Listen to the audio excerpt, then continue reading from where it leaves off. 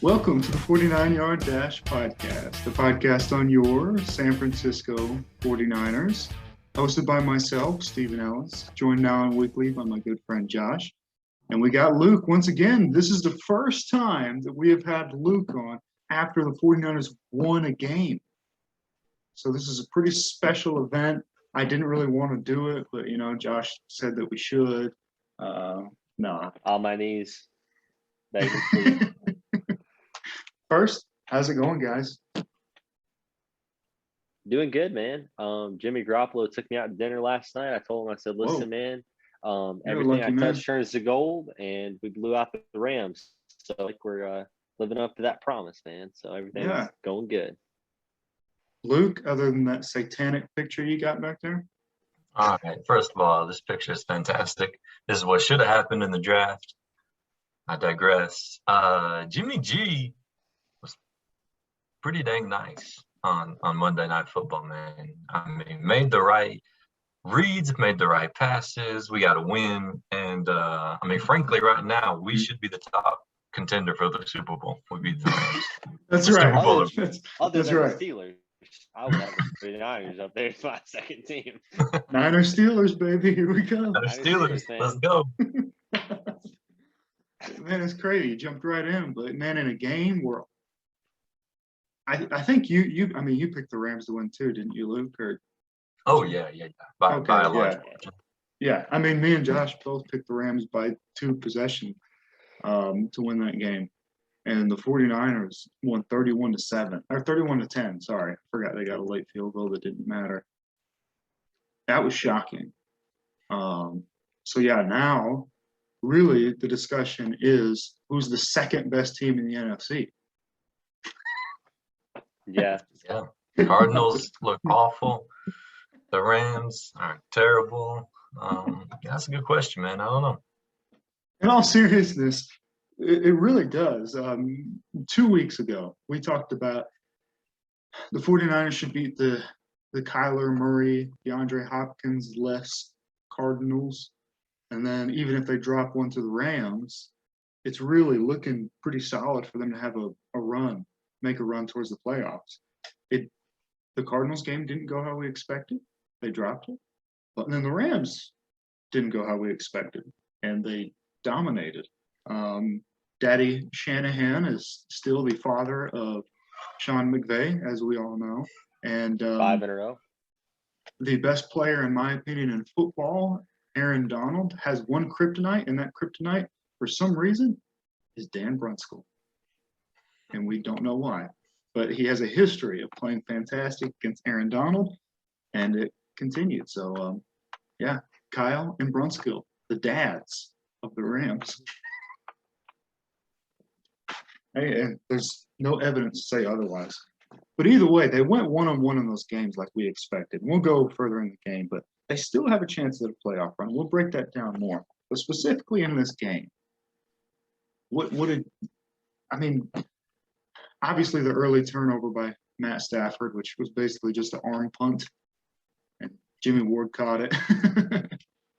Obviously that got him on the right foot.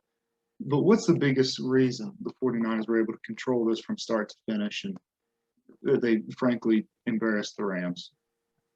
Well, even before that pick six, you had the original Matt Stafford turnover, which led to the 49ers touchdown. It was winning the turnover battle, and it was taking an immediate lead. 49ers' first possession was 11 minutes and 3 seconds on that first drive. Yes. I believe they said in the first quarter the Rams only ran 5 plays, which was the lowest of their whole season, and that's the way to beat them. Matt Stafford and Odell Beckham only had, I believe they said, about an hour during the week to work together on their route running, and that was evidenced in the game. Yeah. But when you keep them off the field, they don't have time to play backyard football. They don't have time to work out those kinks. And you saw it there. Took advantage of a turnover. They capitalized on it. Went up 7-0 on them, and it took 11 minutes to do that. So kept the ball out of their hands, and that's really how it went for the whole night. They took advantage of every mistake the Rams made, and they took a lot of time doing it. So kept the ball out of their hands for as long as possible. That 11-minute 3 second, is that what it was, or 13? Yep, 11 minutes and 3 seconds. 30. Okay. That was the longest drive by any team this season, actually. And a quick statistic, which, man, this is since 2000. No, I can't remember the season. I think it's since Kyle Shanahan took over. The 49ers in turnover differential in that time, this could raise questions. But they are 32 of 32. And I can't remember the exact year, if it's from his first year or just since like 2017 or something like that. But over the last 4 or 5 years, the 49ers have turned the ball over and don't create turnovers on defense. Again, I need to double check the number. Apologies for forgetting. But I know that in this time of span, last 4 or 5 years, they're minus 44. Cincy is 31st, they're minus 32. So 49ers have had huge issues turning the ball over and not creating any turnovers on defense.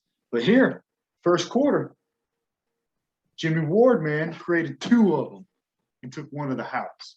Luke, what'd you think about how the 49ers started this game out, man? Loved it, man. I couldn't believe it. So that first pick by Ward, I mean, it was obviously inside the 10, but it was pretty deep, man. Was it even inside the 5-yard line where he picked that and got? It was the 7. The 7? Okay. They had to start their drive on the 7. For them to start it at the 7, man, and go 93 yards, that was amazing. And to control the run game offensively, ever let Rams run game really get going, man, that was impressive. Yeah.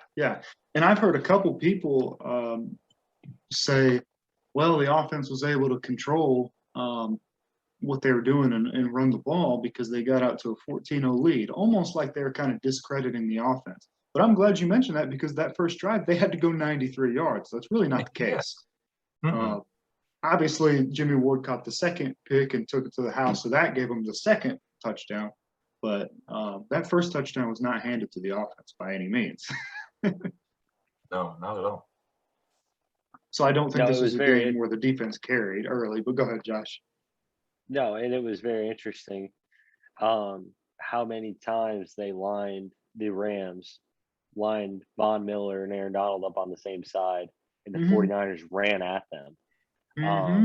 As in, like, we're going to shove it down your throat, and there's nothing you can do about it, which makes me have the little tinglies in the nether regions because that's what Jim Harbaugh always did, and that's what the best Kyle Shanahan teams have always done. Is we're not going to play football the easy way, and we're not going to take what you give us. We're going to do what we want to do, and you can shove it. And that's the kind of football I like watching, and that's the exact thing they did. It was 3 yards in a cloud of dust, and they were running it down their throat, and there was nothing Aaron Donald and Von Miller could do about it, whether it was in the quick passing game, misdirection, Elijah Mitchell running right at them. Even the Monday Night Football cast, Brian Greasy mentioned, one of the analysts there, along with Lewis Riddick, had mentioned that Elijah Mitchell is going to be one of those guys where he's going to leave the defense more bruised at the end of the game than he is. And that's exactly what happened, especially on that first drive, 93 yards. It was hit after hit after hit, running at the strength of the Rams defense, throwing at Jalen Ramsey and saying, stop us. And that's nice to have a return to that in the 49er offense. Absolutely. And that drive ended in a 8-yard George Kittle touchdown. Another random stat. Apparently, I'm just full of statistics today. That was the first time in George Kittle's career that he scored touchdowns in consecutive games, which is surprising. Yeah. He's never been he's not Travis Kelce or Darren Waller in the red zone throughout his career. He's mainly like those guys.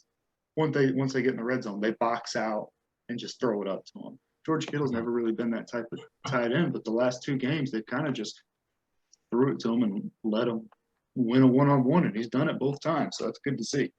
Yeah, and if you're playing Madden, those guys you mentioned are more what you would classify as a vertical threat. Yeah. Kittle's more of a possession guy. He's going to make a tough catch. Yeah, and he's going to make something happen after the catch, and he's more of an all-around. Yeah, he's a yak guy, and he's more of a traditional all-around tight end. every down tight end. He's not just a receiving threat like those other guys, not a jump ball guy. So it's more often than not why he doesn't get, like a couple years ago we had Kendrick Bourne. Bourne got those touches in the red zone compared to Kittle because he could go up and get it, and Kittle really didn't. But it's nice to see Kittle get those touchdowns because he deserves them. One more quick note about George Kittle. That dude was serving pancakes like IHOP. I mean, he just tosses them around. And I texted you guys that video where he pancaked somebody. It almost looked effortless. And then I texted you guys again, maybe 30 minutes later, and I said, guys, I didn't realize the guy that he just pancaked in that video, that's Von Miller. That guy is a freak of nature, man. I mean, and that's why I think he's the best tight end in football, is because he has the receiving ability of a Travis Kelce, Darren Waller, but he can also be a borderline offensive tackle. Yeah. And he's unreal. He's unreal. But what intrigued me was after they got a 14-0, the Rams actually answered. And they drove it down the field and scored, and it was only 14-7. And I thought, man, it's a hot start. Don't let it go to waste. You can't let off the gas now. And this has been a trend of the offense where at points you really feel like they need to punch it in here. They don't. But they did here. They went down, and it ended in mainly, again, running the ball, but it ended in a Deebo Samuel 8-yard rush. And I was just happy to see that in a situation like that where it's like, all right, we really need to cap off another drive and not let these guys get any momentum here. You know, that's what everybody describes as stepping on their neck, you know? Yeah, you got to take away the first sign of hope that the opponent has. You don't give them any room to breathe. It doesn't matter if they answer or not. You shut the door on them the first chance you get. And like you mentioned, Deebo running in for that touchdown. My note I made was Dabo out of the backfield. Gosh, clean. 21-7 Niners, baby. Woo. And it's true. Deebo was the second leading rusher on the team, finishing the day 5 carries, 36 yards, and a touchdown. So watch out for yourself, Jeff Wilson. But that's the kind of drive you're looking for. That's a championship resolve. We're not saying the 49ers are a championship team, but that's the resolve we're looking for them to return to, because we haven't seen that to date this year in any game. When the opponent has made it difficult for them, they haven't answered the bell. But in this drive, when you had to have it, you've got the NFC, one of the better NFC teams, your division rival. You've got them on the ropes. You've got to shut the door on them. And it wasn't just a fortunate event. It wasn't a series of unfortunate events. They answered the bell, put together a good drive, and kind of shut the door on them from an early point. Definitely they did. You know, when the Rams got the ball back, they got the ball back with 5 minutes. This is before halftime, so obviously their goal here is to at least make it a one-possession game before halftime. They get down to the San Francisco 17. It's 4th and 8. And what about that fake field goal? What a weird call.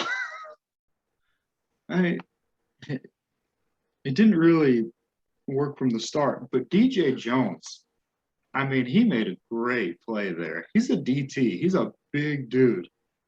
And they actually completed the pass, and he chased him down. Which, who caught it? I can't remember. Whoever, Blanton. Well, it doesn't matter who caught it. Yeah, it's true. You don't run a fake field goal. A fake punt, you can cause some misdirection on that, whether it's a snap directly to the up back, you toss it wide to the gunner, let him pick up a couple yards on a first down. That can work. A fake field goal doesn't even work in Madden, let alone in real life. Yeah. The worst 2 plays I had seen all weekend in an NFL or a collegiate game, both, were number 1, James Franklin running a fake field goal from the 2 against Michigan, completing the pass, but getting the punter or the field goal kicker mowed down by a strong safety and knocked the wind out of him because you threw a pass to the kicker. And then the Rams running whatever crap they ran on a 4th and 8 when if you're gonna go for it, you go for it. Your Yeah. best offensive player, James Franklin and Sean McVay, is not your holder and your kicker. It is your quarterback and your wide receiver. The Penn State Nittany Lions had Sean Clifford and Jahan Dotson, who are one of the best combos in college football, and the Rams had Matt Stafford and Odell Beckham Jr. And those were two of the most confusing plays I've ever seen in my life, and especially relating to this game. You just signed Odell Beckham Jr. You got Tyler Higbee. You've got Cooper Kupp. You've got Matt Stafford, for crying out loud. Why do you take the ball in hands if you're determined to go for it on fourth down? You do not try a fake field goal in that instance. If you're determined to go for it, you put the ball in your offense's hands, not in Matt Gay's hands. You know what's going to happen with it. And here's another interesting thing about it is they did that with 18 seconds left in the game. Tackle was made with 12 seconds left. I'm sorry, in the half. 12 seconds left in the half. If it works, it probably wastes another couple seconds if he breaks the tackle or something like that. Even if he gets out of bounds, he's not scoring. Probably has 10 seconds. That's really only enough time to take one more shot. And then you probably are still kicking a field goal anyways. Yeah. You know what I mean? And just the way the 49ers were lined up in that formation not to cut Luke off, they were playing safe. They had guys drop back. They weren't just pressing the line going for a blocked field goal. The only time you can ever see a fake field goal work, it's been years ago. I don't even know if I ever seen it in the NFL. The only time I could think of was Michigan State against Notre Dame. They were tied up at the end of the game, and Michigan State lined up for a field goal to win it, and Notre Dame pressed to block it. Well, they turned around and flicked it downfield to one of the tight end / extra offensive linemen. He was wide open because Notre Dame was selling out for the block. That's the only instance that fake field goal can work, is when the defense is, or the field goal blocking unit is selling out to block the kick. If you have anybody dropped in coverage, there is no way in heck you are going to complete the pass. And like Steve said, there was time left on the clock. They had guys in coverage. Sean McVay should have called a timeout and said, okay, we're either going to kick it straight up or we're going to put Matt Stafford back on the field. Yeah. There's no way this is going to work. Yeah, that was just all around weird, honestly. Well, after that, of course, the 49ers get the ball back before halftime. They just kneel it, playing it safe. And then it was kind of, to start the second half, both teams were a little bit stagnant offensively. 49ers did get a field goal, though. Let's see. I have another note here. Once it's, okay, yeah, so it's 27-4. They got in the field goal. 11 minutes left in the game. This was also shocking. On 4th and 6, Kyle Shanahan decides to go for it. But he actually puts an offensive formation out there, not a fake field goal. And look what happened. 40-yard pass to Deebo Samuel. And I got to admit, that pass from Jimmy Garoppolo, that was a really, really nice throw. Anticipated it, put it in the window. Deebo broke free, and he was gone. He was gone. At that point, it was 31-7. And other than a late field goal by the Rams, nothing much happened other than Nick Bosa was held all game, but held horribly on that one play, but still got a sack on Matt Stafford. I got to say, man, I probably sound just like a biased 49ers Nick Bosa fan, but that dude gets held all the time. And what they called was a hold around the neck. That was happening a lot. No, and you see that so many times in every level of football. Elite guys, Aaron Donald, Nick Bosa, TJ Watt, and then collegiate ranks every year with the Alabama edge rushers, Clemson guys, Ohio State, Michigan, Notre Dame, all these elite schools and programs, and then teams in the NFL. The elite pass rushers, they don't get the benefit of the doubt because for whatever reason, the refs don't call everything. You see that time and time again. And I've seen that hundreds of times here, even just watching random NFL games, you see these elite guys like J.J. Watt, T.J. Watt, all these guys. They don't get called when they're completely held every time. So it'd be nice for it would really be nice to get the benefit of the doubt with Nick Bosa. But it seems like he's got to get strangled for the refs to actually throw a flag Oh, definitely so. and call a holding. It was blatantly obvious right in his face. Yeah. And even then, maybe it's just being a homer. It felt like the flag took a minute to get out there. But There was one where I think Matt Stafford was throwing pretty. I mean, they had bad field position. It might have been on that drive that Higbee had to drop on 3rd and 7, but there was a play there that I thought the same thing happened. Nick Bosa, nothing was called. And I don't know if me and Luke were laughing about the same thing just then, but I'm really curious now. I feel like we are. I held it together pretty well until I saw your face, man. Me too. And then we just kind of. speak your truth, Mac Daddy. Are you gonna reveal it? Do you Just want me to reveal it, reveal man. it? I mean, you've been quiet for 10 I might minutes. as well, Go for it, because big I boy. think I know what you're laughing about, but that's not originally what I laughed about. But then I saw you laughing. I said, he's laughing about this. And then I Yeah, started you I laughing. think I know know why what Luke's I'm laughing laughing, about too. Okay. All right. Cool. Sorry, Watch Josh. speak your You had to truth be here on the there. podcast. I No, thought you were laughing about it, and it made me really laugh about it.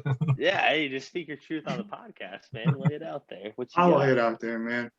You laughed Yeah. because he included Michigan, right? I did. Yeah. Okay. Originally, It's a fair example. I laughed because I almost jokingly said USC as a joke. We know But that's then not happening. I know it. But then I saw Luke laughing, and I said, he's laughing because Josh said Michigan. And I at that did. point, I I couldn't had to handle include it. him, man. This may be an NFL podcast, but I had to include him. But no, it's You have true. to. Hey, And they Luke have can a speak really for good this. edge rusher this year coming out. They did, well, they got two of them, but Oh yeah, they do have but, two. My bad. No, my bad. but They do. no, They but do. it's the thing, and it's the same thing in the NFL. In the NFL, it's not so much of a team deal. In college, you see it as a blue blood program. Oftentimes, they don't get the benefit of the doubt. In the NFL, it's not so much the team; it's more so the player, because these guys are on the same team for years and years and years. It's the same thing with Nick Bosa. It's like, what are you doing? Throw the flag. I guess if he He's gets getting held held. every play, they can't call it every time. So, They can call it every play because you know what, Steven? It is a foul. It is a penalty. I Every agree. play. I'm just And explaining. it's the same. It's the same thing at every level of the NFL, and it's the same thing you just said.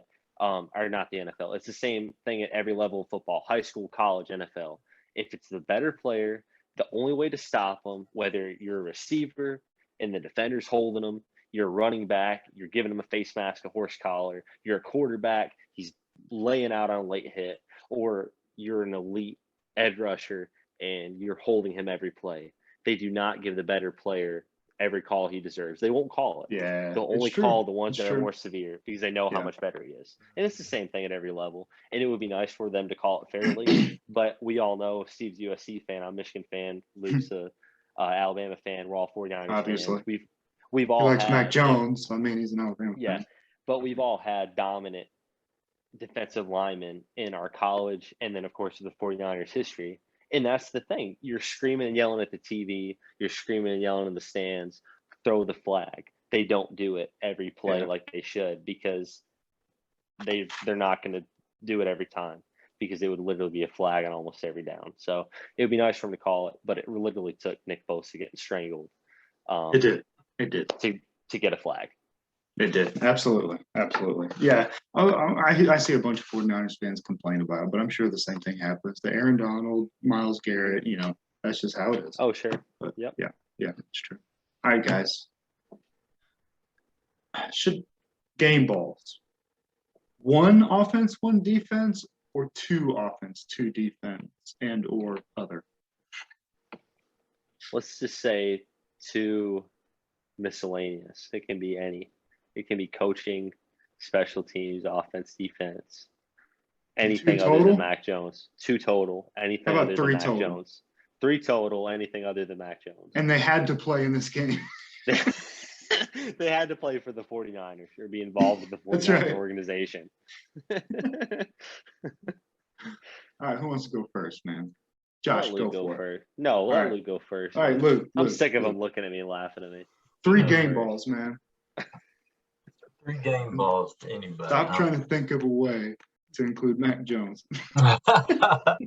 No, he's already getting offensive rookie of the year, so I give him a game ball. Come on, But, Congrats Chase. on throwing less. Hey, congrats. He threw for 16 more yards than Jimmy Garoppolo did in this game against a better defense. That's awesome. I don't know who to give the game balls to. I thought everybody played so well. It's hard to pick out individual players for it. Jimmy G played really well. It's nice to see Kittle get some more action. I mean, that dude always deserves a game ball if he's playing. I mean, he's out there doing all the hard work. But yeah, I don't know, man. I don't know if they just had a good week of practice, if they schemed it up right, or what, man. But it was just a different all around team offensively, and I loved it, man. I loved watching it. Talk about a vague answer. Yeah. So aside Game from balls Luke's, to everyone. yeah. So congrats. 53 on of them. Yeah. Congrats on your Generation Z participation trophy, you homer. Little libertarian over here. Game balls are fairly obvious to me. Debo Samuel, dude, had almost 100 yards and a touchdown receiving, was the team's second leading rusher and a touchdown running the football. As much as it pains me to say, James Garoppolo, Pollo, 182 yards, missed 4 passes, QBR, his highest of the year at 95.9 out of 100. 2 touchdowns, average almost 10 yards. There was a completion, including yards after the catch this game. His best game by far as a passer this year. There was nothing blatantly obvious that he screwed the pooch on. It was really great to see that out of Jimmy G. And then my last game ball, Kyle Shanahan, for putting together a plan that went at the Rams, went at their strengths, and said, you know what, Sean McVay, we're better than you in these areas, and we're going to run it at you until you stop us. Yep. We've done it 4 other times. We're going to do it again. Yep. And they made it a 5th. So Kyle Shanahan, Jimmy Garoppolo, Debo Samuel. Those are my participation trophies. So we'll give it to them, man. Very nice. Mac Jones, honorable mention. All right. I'm going to go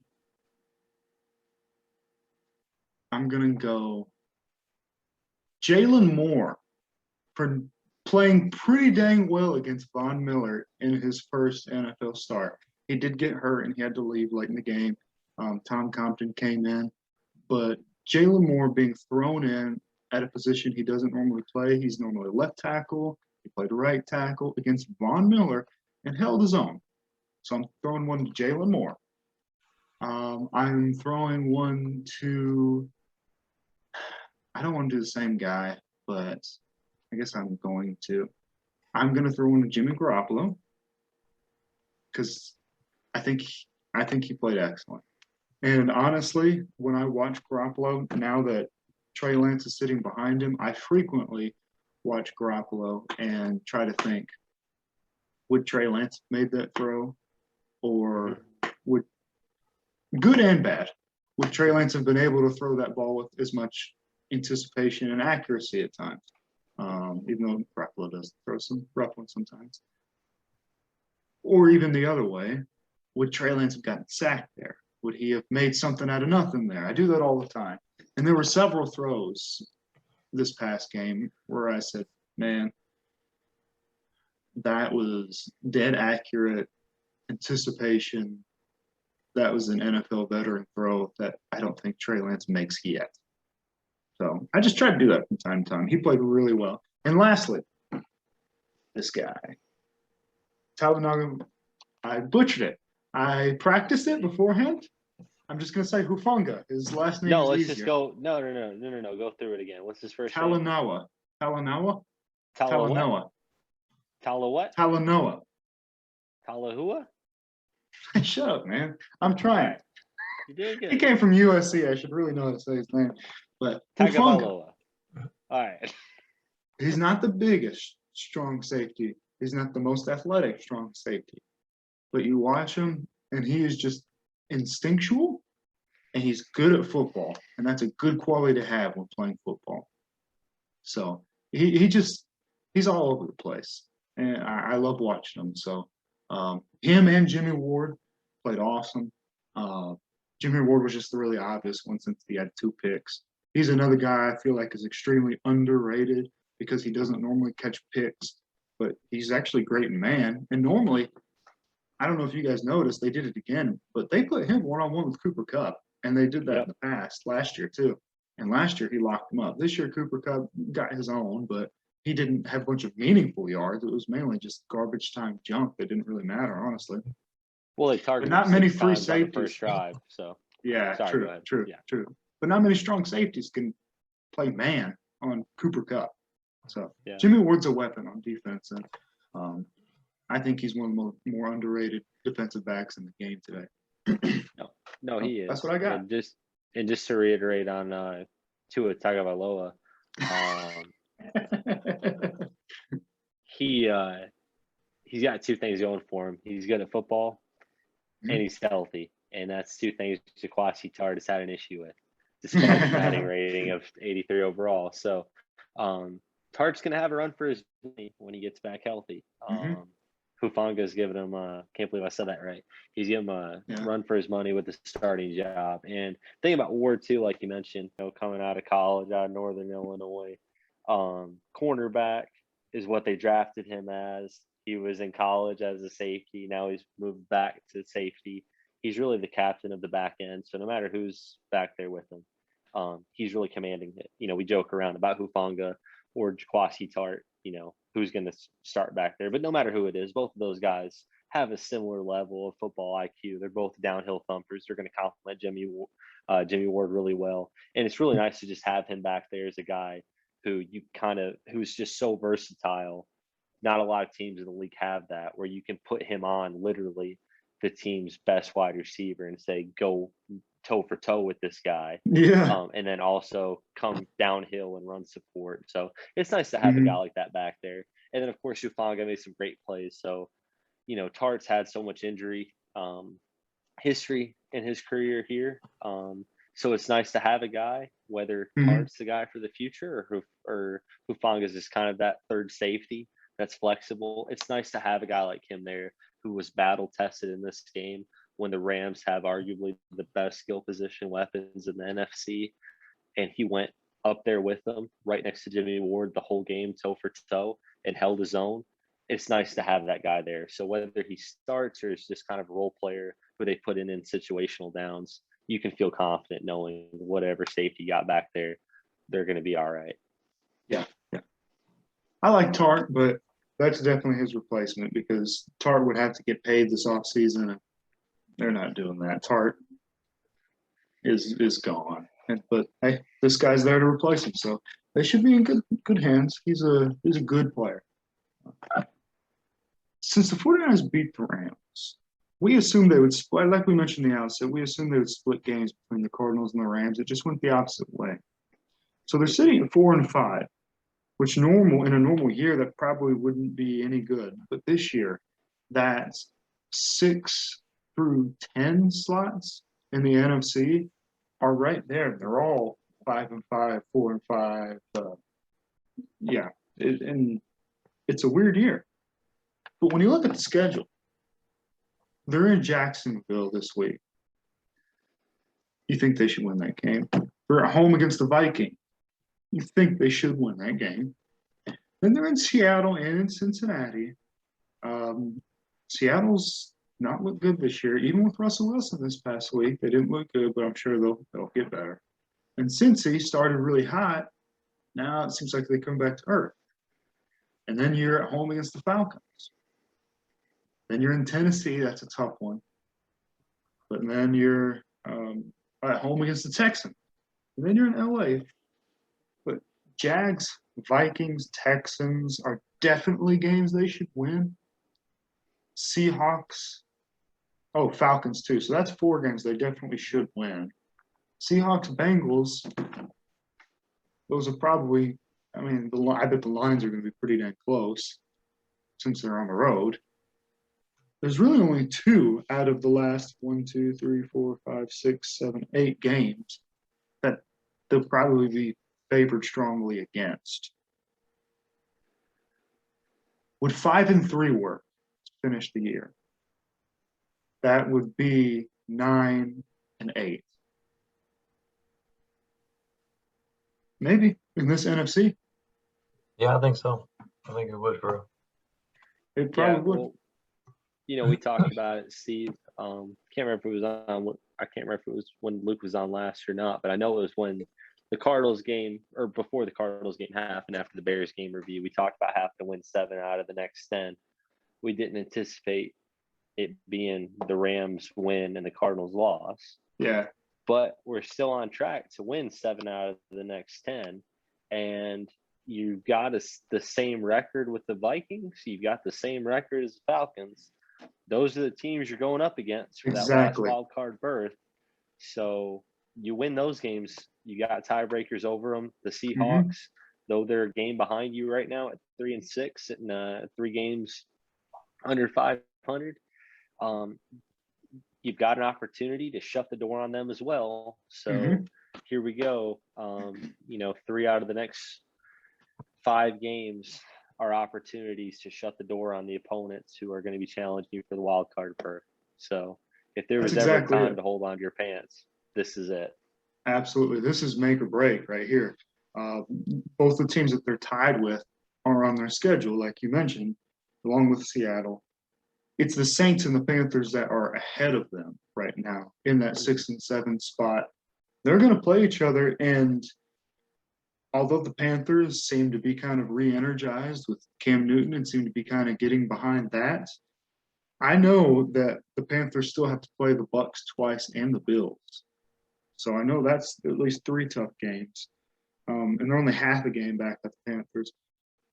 Playoff berth is – and the Saints, who's their quarterback? So as shocking as it is, a week ago we were talking about, man, they lose to the Rams, and I guess you start all the rookies. As crazy as it is, a week later, because they win a game we didn't expect them to, it's like if they do their job, they should be in the playoffs. Something interesting to look at as I'm pulling it up, not to cut off whatever you and Luke are about to say. The Falcons are their nearest opponent they really need to worry about. The Vikings, that's going to be one that's going to kind of determine itself. But the Falcons are one, especially in a weak division. You've really got to worry about them. I really do feel like the 49ers are going to beat the Vikings. But just looking at their differential, right? This is a team, of course, you're going to play. Their points differential is minus 85, meaning that in the games that they have won and lost, it's been close wins and blowout losses. So that definitely bodes well for the 49ers. And, of course, the Vikings opposite them, they're plus 10. 49ers are plus 4. Then Falcons plus 12. Or not the Falcons plus 12, the Panthers plus 12. But Falcons right there tied with them, minus 85 in points differential. So definitely bodes well saying, hey, they've won games they shouldn't. They should be falling off a cliff. Panthers, you've got to think with Cam Newton at the helm, this isn't going to last. There's too much evidence showing that Cam Newton cannot take the toll anymore as a running quarterback, and he does not have it in him anymore to be an NFL caliber or NFL MVP caliber quarterback through the air.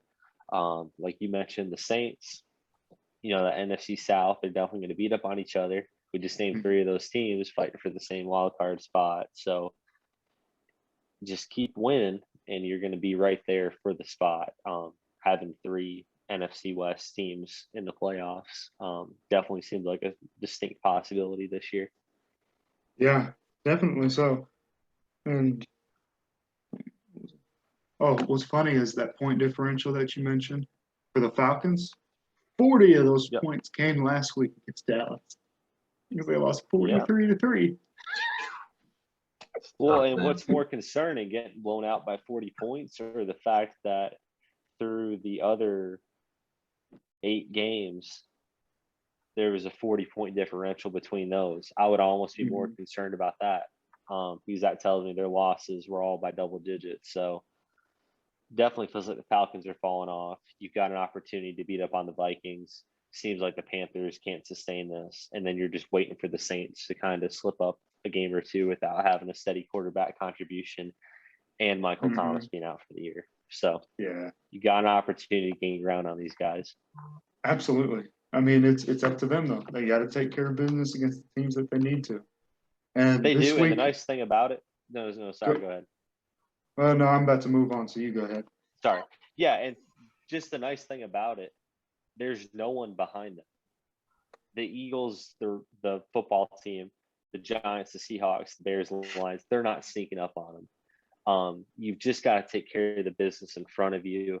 You really control your own destiny at this point. You hear that so much in sports, but really, you beat the Falcons. You shut the door on the Seahawks.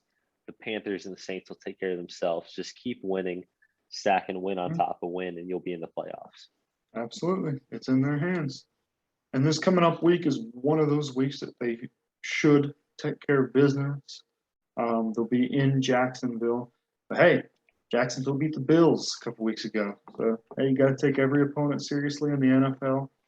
There are no cupcake games in the National Football League. You got to take everybody seriously unless you're playing the Lions.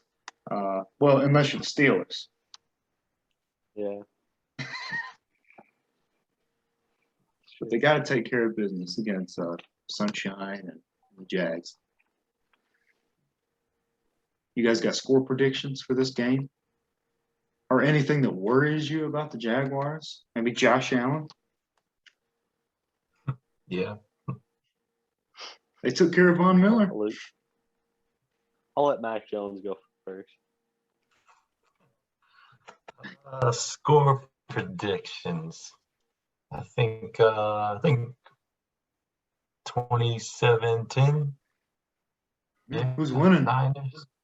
Yeah. I got the Niners Just winning. kidding. They play better on the road anyway. 27-10. Yeah, true that. 27-10. Nice. Josh? I think we talked about this last week, how the Rams game was either going to be a 49ers close win that they sneak out or Rams blowout. We didn't see this coming. But you and I talked about it, how this would be a game, potentially, the 49ers would screw themselves and win and give themselves playoff hopes. And in the words of Michael Scott, I'm ready to get hurt again. Here we are again, sitting at 4-5 with the shot at the wild card. Yep. And I'm ready, man. But it does feel like going into this game, I don't want to be a pessimist, but going on the road to Urban Meyer, and Trevor Lawrence after they just beat the Bills, they have a little bit of confidence. If the 49ers don't put their foot on their throat, figuratively and literally, first, I am a little nervous about this game. I'm honestly more nervous about this game than the Vikings and the Seahawks. This was such an emotional win. It was a game that the 49ers needed to have against the Rams, absolutely for their season. It really does feel like a little bit of a trap game because you are going up against the Vikings next week, who are neck and neck with you for the wild card, and then the next week your arch rival, who is also on the outside looking in, but potentially could make a run for the wild card spot. So definitely feels like a trap game. I'll preface it at that. If it's a close game, it does feel like the Jaguars might take it, but I'll go 49ers 34-17. I think they're going to stomp on their throat early, but just keep that in mind that if they come out sluggish, this isn't a dynamic offense that's going to be able to get in a shootout with Trevor Lawrence and Urban Meyer. This is a team that's going to need to exert their will early and put the 49ers foot on the Jaguar throat early. Wow, man. I'm thinking, and I do understand it's a short week and they have to travel east. But the 49ers have actually been good at the early games when they have traveled east. I don't think it's going to be that high scoring, actually. Not that I think the Jaguars have a good defense by any means, but they held the Bills to 6, and then last week held the Colts. They lost the Colts, but held them to 23. I think the 49ers are going to be at a similar level there.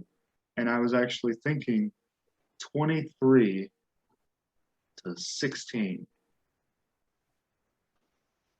Yep. Could see it. 23-16. Something to keep in mind too. Well, something to keep in mind too. Robinson with the Jaguars, who was originally the first rant that I made on this podcast when Luke was present about why Carlos freaking Hyde was starting over him. Yeah. He is up to the Jaguars' leading rusher right now. Mm-hmm. Has 5 He's touchdowns. come back. So he's come back because Urban Meyer decided to get out of the strip club and into the ballroom. And he's finally doing some film review here. You do have Marvin Jones Jr., who is a completely underrated wide receiver. What's up with them not using Laviska Shenault? Marvin Jones is better. I don't know if that's true. I think Urban just very sucks. much true. I don't think so. I'd rather have Shenault.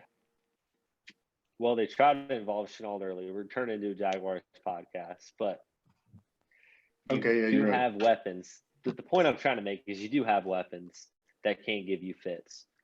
So you've just got to stomp them early. You cannot give them a chance. The reason the Bills lost, they gave them opportunity after opportunity to win that game, and eventually they did. The Colts snuck out of there with their lives. Easily could have lost that game. You cannot let a young team have confidence and belief. This is a struggling franchise with a lot of issues. Trevor Lawrence has thrown more interceptions than touchdowns, 9-to-8 ratio. You've got to put them away early. Otherwise, this is going to be an issue. Although they've been good in early games, this is the epitome of a trap game. Mm-hmm. Right after short week traveling and emotional win. Short week traveling, right after emotional win, right before you go on your run to the playoffs. Yeah. Right. It's in their hands whether or not they make a run.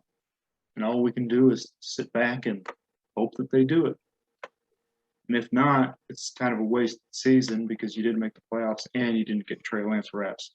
So make the stinking playoffs, 49ers. And whatever happens to the 49ers, whether they blow it or they do make the playoffs, we'll be here to cover it every week. Josh, what is your fact of the week, my man?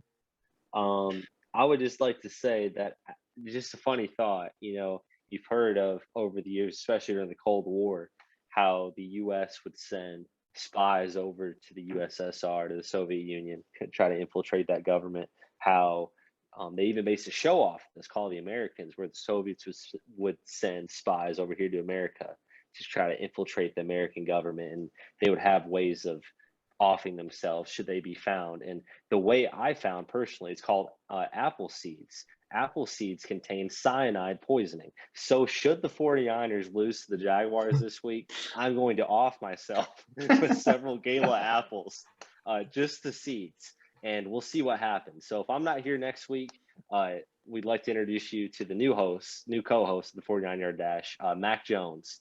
He's going to be here with Stephen Ellis next week. Should we lose I would shut down the podcast. Yeah. Well, I might too, here with about 6 or 7 gala apples. That's true. Should we lose next week? All right, guys. Now we will officially end this thing. It has been the 49-Yard Dash podcast. I'm your host, Steven.